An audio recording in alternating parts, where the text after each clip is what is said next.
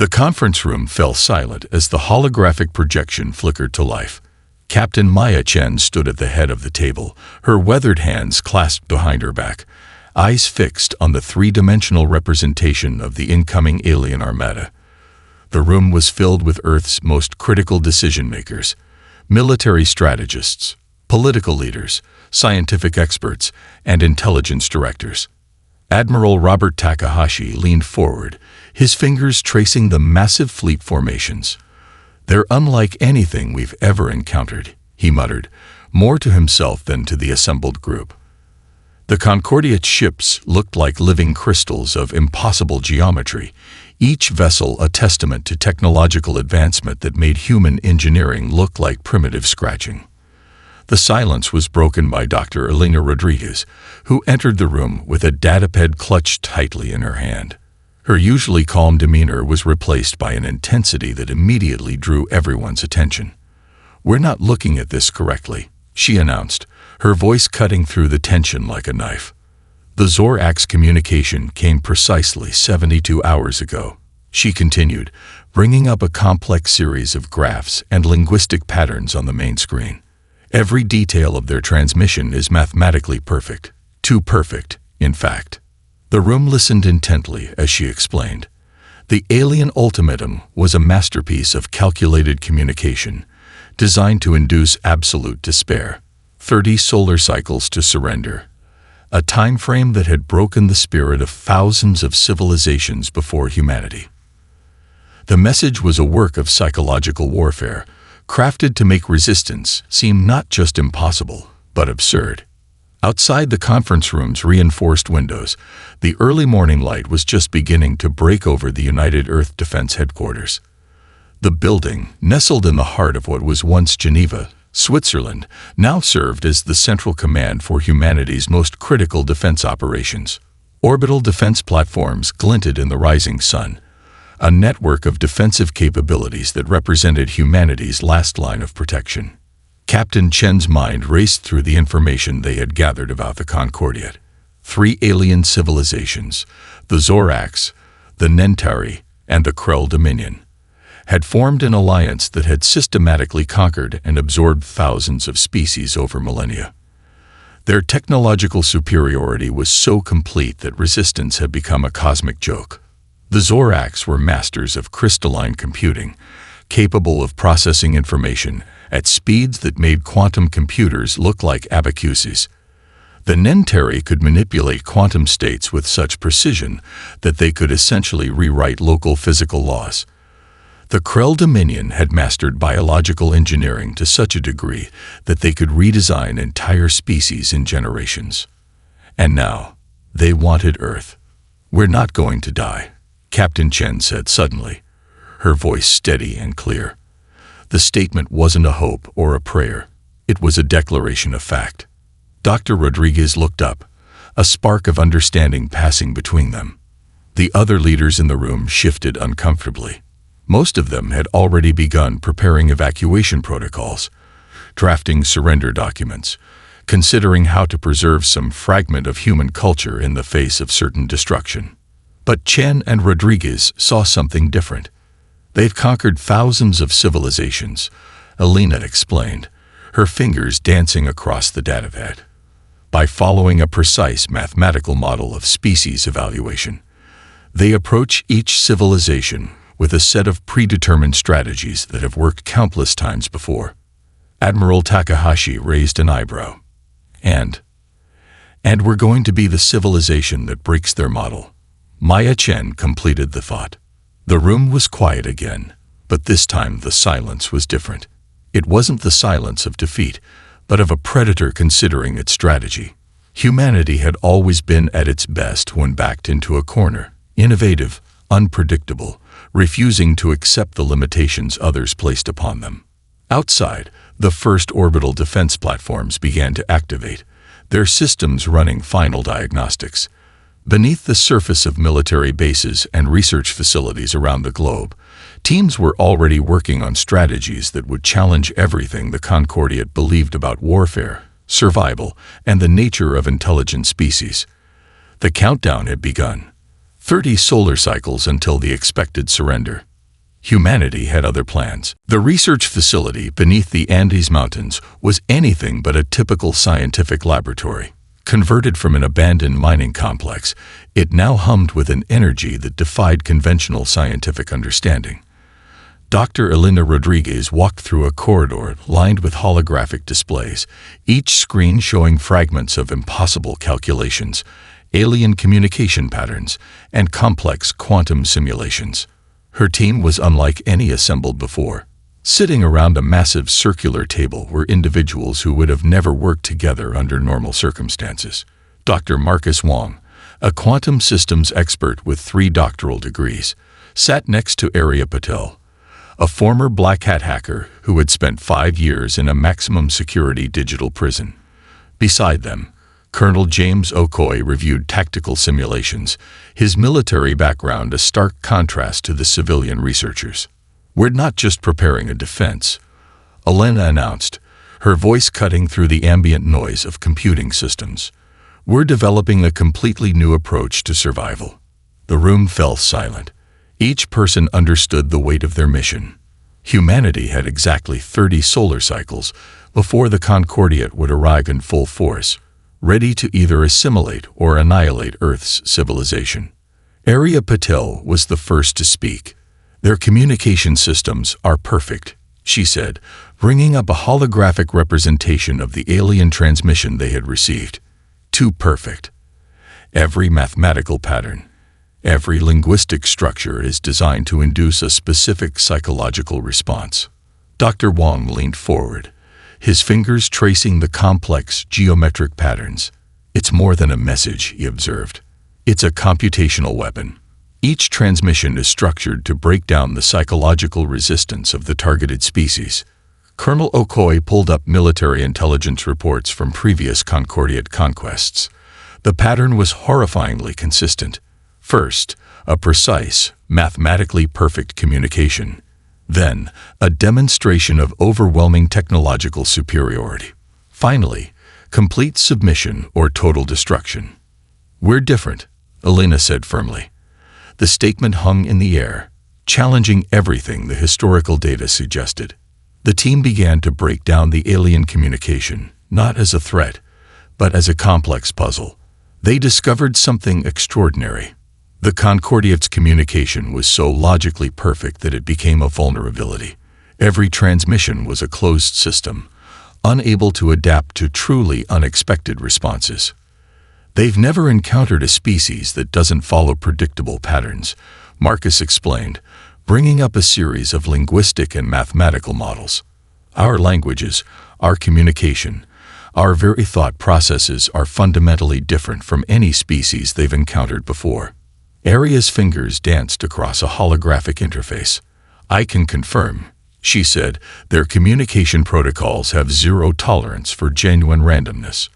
They expect rational, predictable responses. We're going to give them anything but that." The plan began to take shape. It wasn't about matching alien technology. It was about creating an entirely new paradigm of interaction that the Concordiate couldn't comprehend.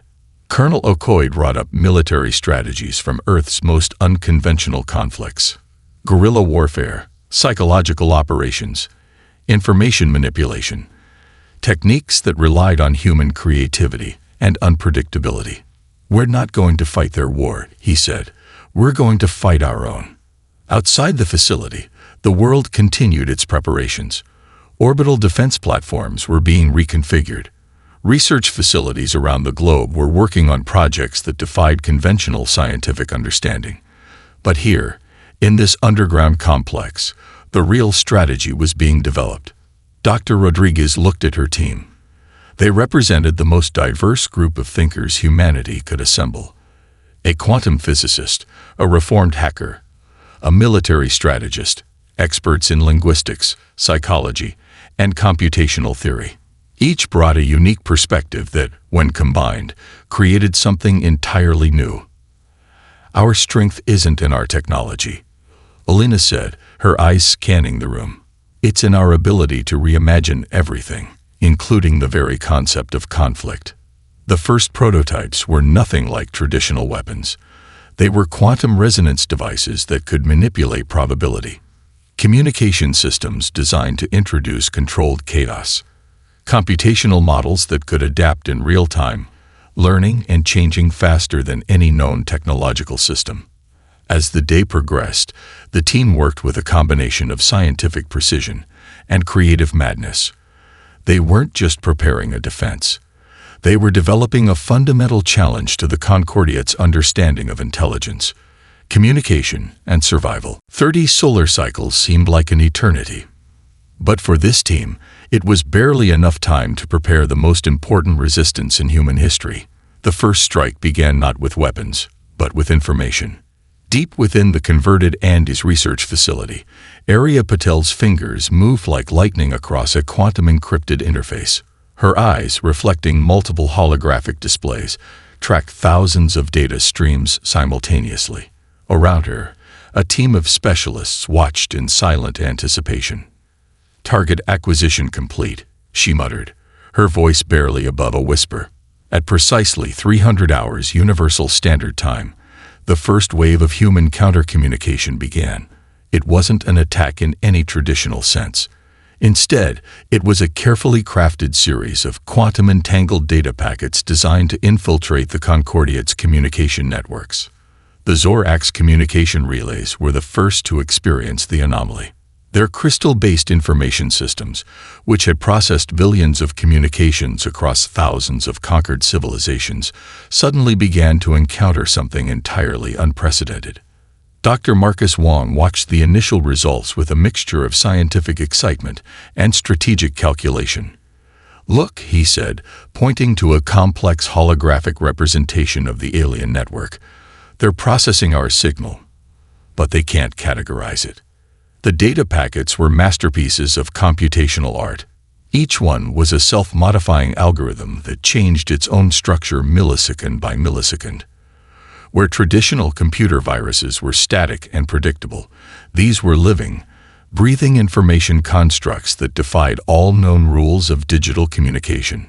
Colonel James Okoye leaned over the monitoring station. "Explain it to me in simple terms," he requested. Dr. Elena Rodriguez stepped forward. "Imagine we're not just sending a message," she explained. "We're sending a puzzle that continuously reshapes itself. The Concordiate systems are designed to quickly understand and neutralize any communication. But these packets are impossible to fully comprehend." The first signs of disruption appeared in the Nenteri navigation systems. Massive fleet coordinates began to shift subtly. At first, the changes were microscopic, a fraction of a degree here, a millisecond delay there. But in the vast mathematics of interstellar navigation, such small changes could mean entire fleet sections would miss their intended destinations by light years. Arya's display showed the spreading chaos. "We're not destroying their systems," she said with a hint of professional pride. "We're making them question the fundamental reliability of their own technology." The Krell Dominion was the first to respond. Their communication relays sent out probing signals, attempting to understand the source of the disruption. Each probe was met with another layer of the human-designed quantum communication network, a maze that reconfigured itself faster than the alien systems could analyze. In orbit around Earth, modified communication satellites began their own complex dance. They weren't traditional weapons, but advanced quantum repeater stations that could amplify and redirect the intricate data streams. Each satellite worked in perfect, unpredictable synchronization, creating a defensive network that was more like a living organism than a static system. "They're going to realize something is wrong," Colonel Okoye noted. "And when they do, they'll respond with force." Dr. Rodriguez nodded. "That's exactly what we want." The human strategy wasn't about winning a traditional battle. It was about challenging the very fundamental assumptions of the Concordiate's technological superiority. By introducing controlled chaos into their most reliable systems, humanity was sending a message. We are not like the other civilizations you've conquered.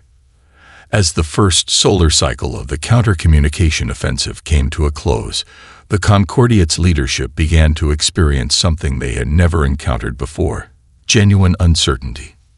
Their perfect, mathematically precise models of species evaluation began to develop unexpected variables. The human communication wasn't just a message, it was a fundamental challenge to the way the alien empires understood information, strategy, and intelligence. In the Andis facility, the team allowed themselves a moment of collective satisfaction. The first move had been made, and the universe was about to discover that humanity played by its own rules. The first alien battle groups emerged from quantum tunnels with surgical precision. Massive crystalline warships of the Zorax aligned in perfect geometric formations, their computational systems anticipating every possible defensive scenario Earth might deploy. Captain Maya Chen watched the holographic displays from the Mobile Command Center, a state-of-the-art facility that could relocate in minutes. Her team of tactical specialists surrounded her, each monitoring different aspects of the unfolding conflict. "They're coming exactly as we predicted," she said calmly, her fingers tracing the incoming fleet formations. Lieutenant Kai Rodriguez, a quantum warfare specialist, brought up a complex overlay of potential engagement scenarios. "Their approach is mathematically perfect," he noted, "which means it's also completely predictable." The alien fleet represented thousands of years of technological evolution. Each Zorax vessel was a living computational system, capable of processing billions of tactical scenarios per microsecond.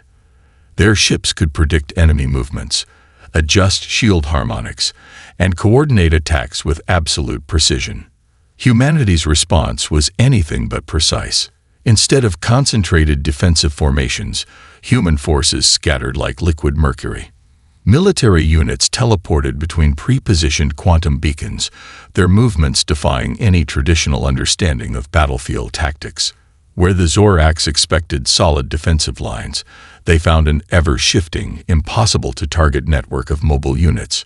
"We're not fighting their war," Captain Chen reminded her team. "We're fighting our own." The first wave of alien attack craft approached Earth's orbital perimeter. Their targeting systems locked onto what appeared to be primary defensive installations.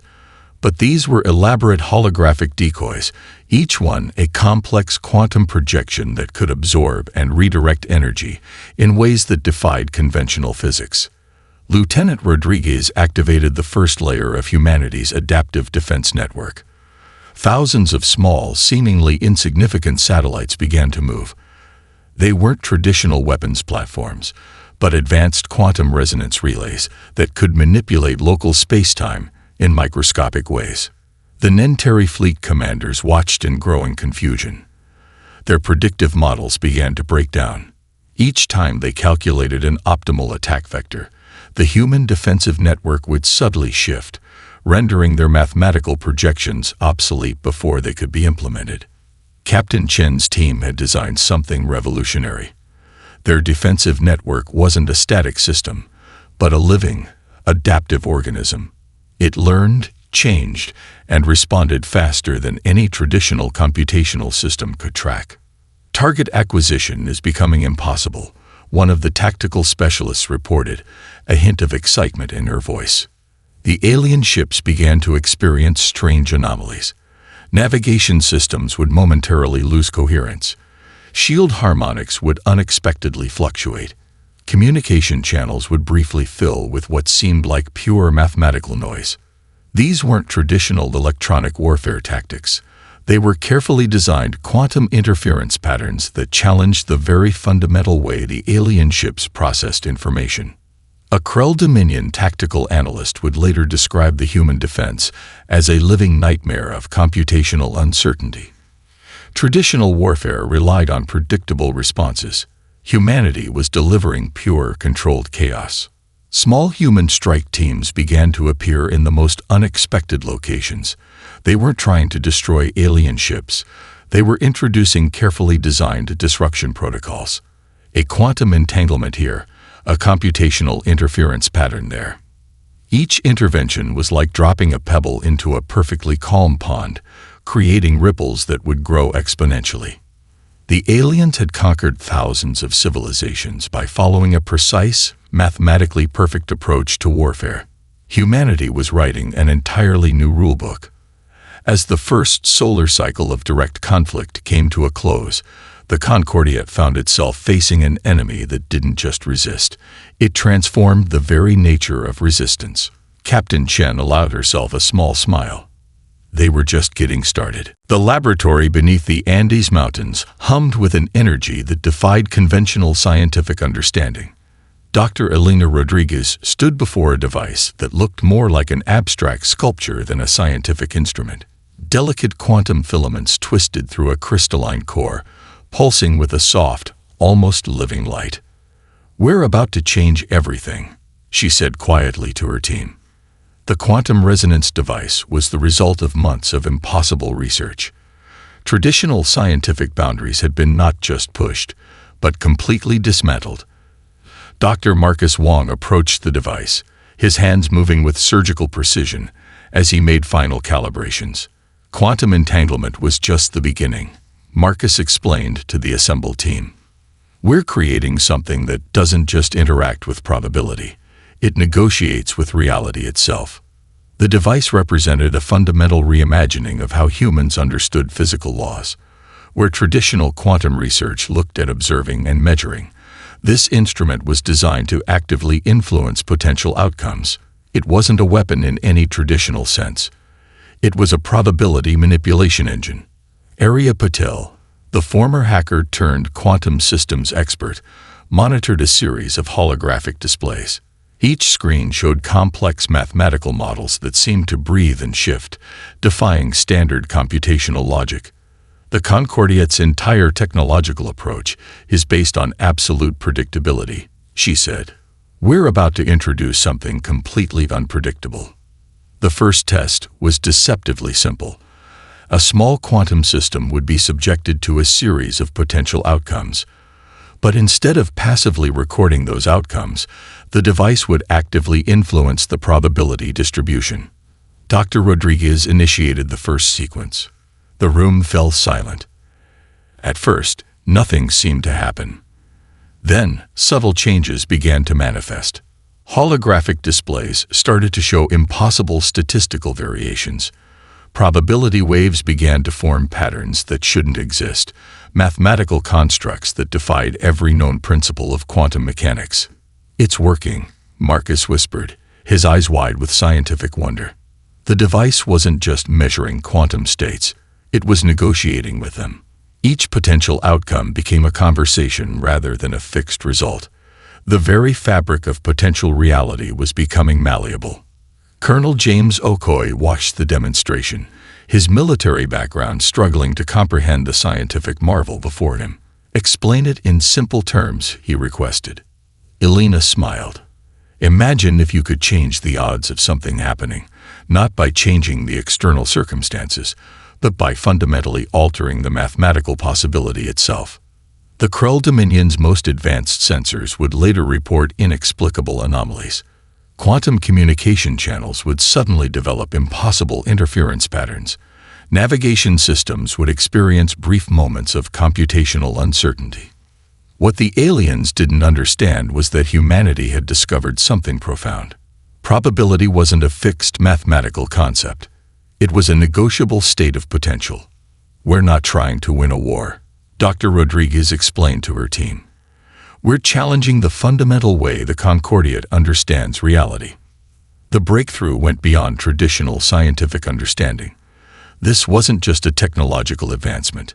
It was a fundamental reimagining of how intelligence could interact with the universe itself. Arya brought up a series of comparative models. The difference between human and alien computational approaches became stark. The Concordiat systems were perfect, predictable, and ultimately limited. Humanity's new approach was messy, unpredictable, and boundlessly creative. "They've never encountered a species that can fundamentally alter the mathematical fabric of potential outcomes," Marcus observed. The quantum resonance device continued its test sequence. Each moment brought new impossibilities. Probability waves formed complex, beautiful patterns that seemed to dance with a kind of mathematical consciousness. Colonel Okoye understood the military implications immediately. This wasn't just a defensive technology. It was a complete reimagining of strategic potential. As the test concluded, the team exchanged looks of profound understanding. They had just created something that would change everything. The universe was about to discover that humanity played by an entirely different set of rules. The Concordiate's central governance chamber fell into unprecedented silence. Holographic representations of the three alien species flickered with an energy that suggested growing uncertainty. The Zorax representative, a being of crystalline geometry and pure computational logic, projected an image of mounting frustration. The human response defies all known models of species interaction. The Zorax communication verse translated. The chamber was located in the heart of a massive Dyson sphere, a technological marvel that had been the center of galactic governance for millennia. Thousands of conquered civilizations had been processed through this very system. Humanity was supposed to be just another entry in their historical archives, but something had gone terribly wrong. The Nenteri quantum analysts brought up increasingly complex simulations. Each model of human behavior collapsed faster than it could be constructed. Their predictive algorithms, which had successfully mapped the potential actions of thousands of species, were failing spectacularly. They are not following any recognizable pattern of resistance, the Nenteri representative observed, its quantum-entangled form shifting with barely contained confusion. The Krell Dominion brought forward biological analysis of human communication patterns. What they discovered was more terrifying than any physical threat. Human communication wasn't just a method of information exchange. It was a living, adaptive system that changed its own rules mid-transmission. Communication intercepted from human military and scientific channels revealed something unprecedented. The humans weren't just defending themselves. They were treating the entire conflict as a complex, adaptive problem to be solved. Dr. Elena Rodriguez's intercepted research notes became a source of particular fascination.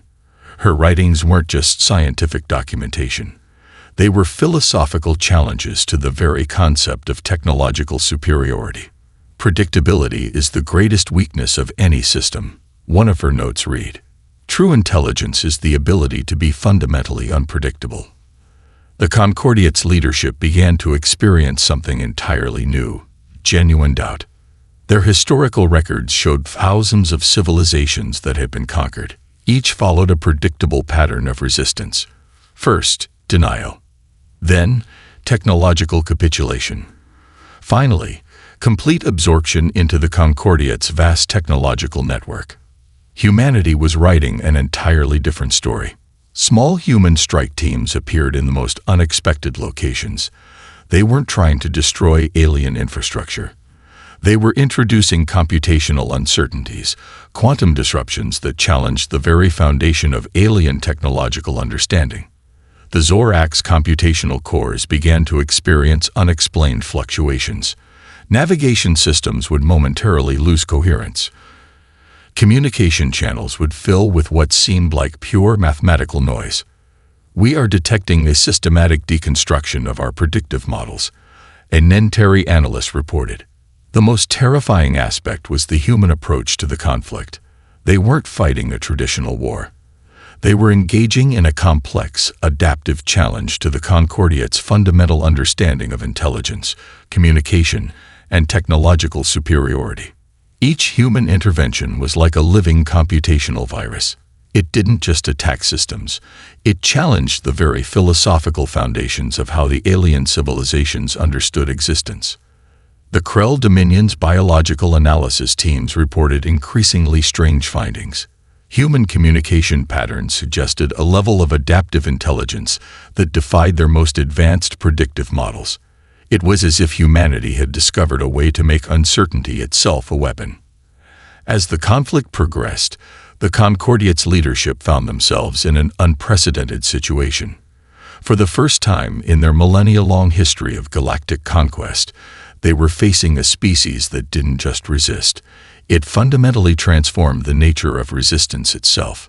The invasion was unraveling, not through traditional military defeat, but through a complete philosophical deconstruction of the Concordiate's technological approach. Humanity had become something entirely unexpected. Not just a civilization to be conquered, but a fundamental challenge to everything the alien empires believed about intelligence, technology, and the nature of existence itself. The battle space defied every known principle of warfare. Space itself seemed to twist and ripple, creating impossible geometries that challenged the very understanding of physical conflict. Captain Maya Chen stood at the mobile command center, her eyes reflecting multiple holographic displays that showed a conflict unlike any in galactic history. Dr. Elena Rodriguez stood beside her, the quantum resonance device now integrated into a complex network of adaptive defense systems. "They're going to make their final push," Maya said quietly. The Concordiate's remaining fleet gathered in a massive formation that would have broken the spirit of any other civilization. Thousands of ships, each a marvel of technological perfection, aligned in a mathematically precise attack pattern. Their computational cores had been recalibrated, attempting to overcome the human strategic innovations. But humanity had been preparing for exactly this moment. Lieutenant Kai Rodriguez activated the first layer of the adaptive defense network. Quantum entanglement nodes began to pulse, creating a defensive matrix that was more living organism than technological system. Each defensive point could predict, adapt, and respond faster than the alien computational systems could analyze. The first wave of alien attack craft approached with impossible precision. Their targeting systems locked onto what appeared to be critical human defensive installations. But these were elaborate quantum projections, each one a complex mathematical trap designed to consume alien computational resources. "We're not trying to destroy them," Elena explained to the command team. "We're trying to make them question the very nature of their technological understanding." The human response was beautifully chaotic.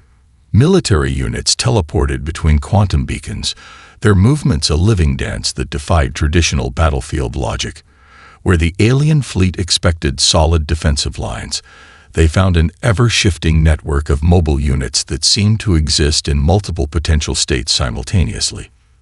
The Zorax fleet commanders watched in growing confusion. Their perfect computational models began to break down. Each time they calculated an optimal attack vector, the human defensive network would subtly shift, rendering their mathematical projections obsolete before they could be implemented. Arya Patel managed the quantum communication networks, her fingers moving like lightning across holographic interfaces. "They're trying to find a consistent pattern," she reported, "but we're not giving them one." The quantum resonance devices created by Dr. Rodriguez's team transformed the entire battle space. Probability waves formed complex, beautiful patterns that seemed to dance with a kind of mathematical consciousness. The aliens found themselves fighting an enemy that could fundamentally alter the mathematical fabric of potential outcomes. Colonel James Okoye monitored the strategic overview. "We're not just defending," he observed. "We're fundamentally challenging their entire approach to conflict." The Nenteri discovered that their quantum communication channels were becoming increasingly unstable. Information would momentarily exist in multiple contradictory states. Navigation systems would experience brief moments of computational uncertainty that grew more frequent with each passing moment. Humanity had discovered something profound. Warfare wasn't about destruction. It was about fundamentally challenging the opponent's understanding of reality. Small human strike teams appeared in the most unexpected locations. They weren't trying to destroy alien ships. They were introducing carefully designed quantum interference patterns that challenged the very way the alien vessels processed information. The Krell Dominion's most advanced sensors reported increasingly strange readings. Shield harmonics would unexpectedly fluctuate.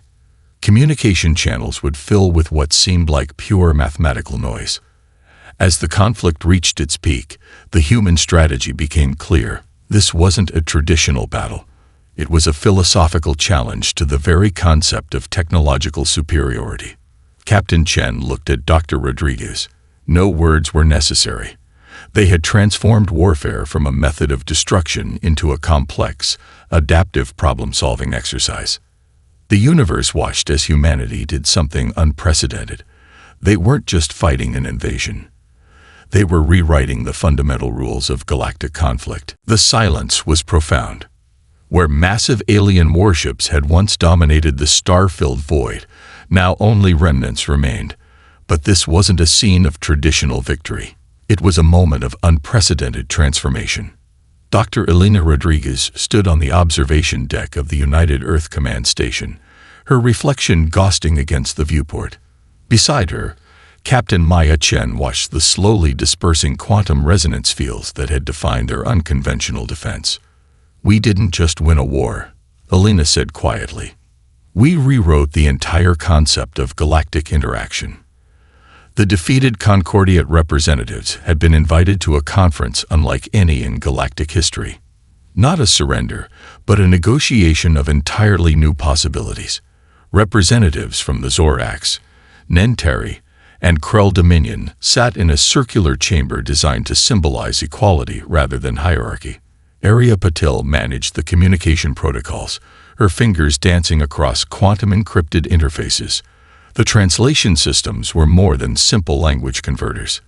They were adaptive communication bridges that could navigate the complex philosophical and linguistic differences between species. "Humanity offers not conquest," Captain Chen began, "but cooperation." The Zorax representative, a being of crystalline geometry that had once seemed absolutely certain of its superiority, now appeared almost hesitant.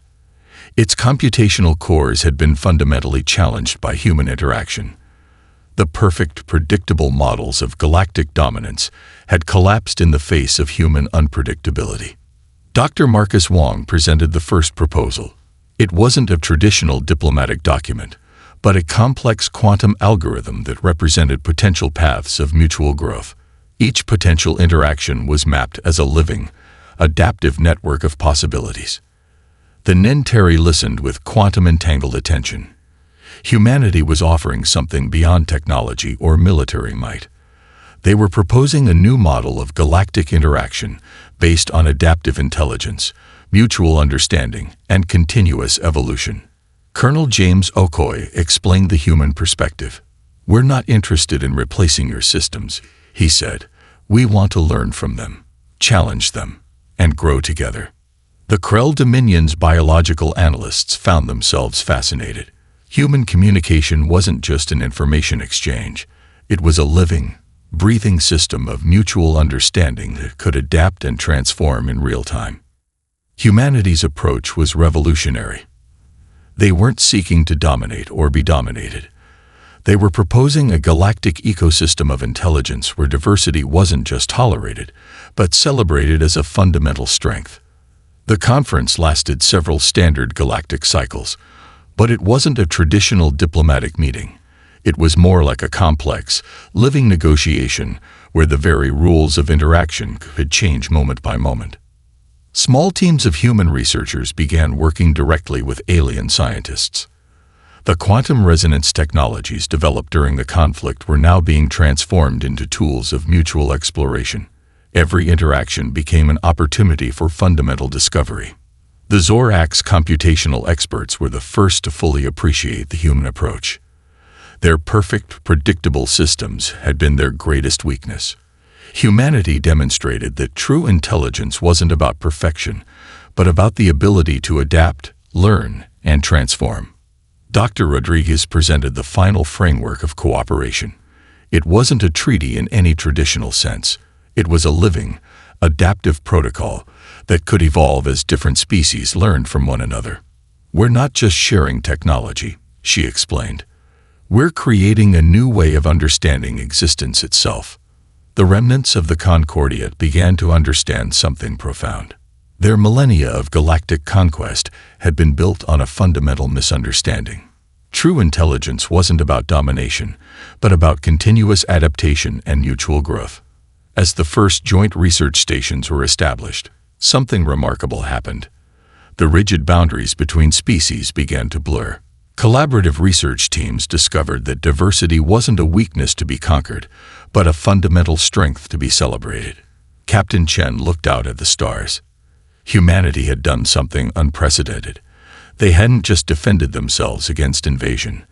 They had transformed the very concept of galactic civilization. The universe would never be the same again.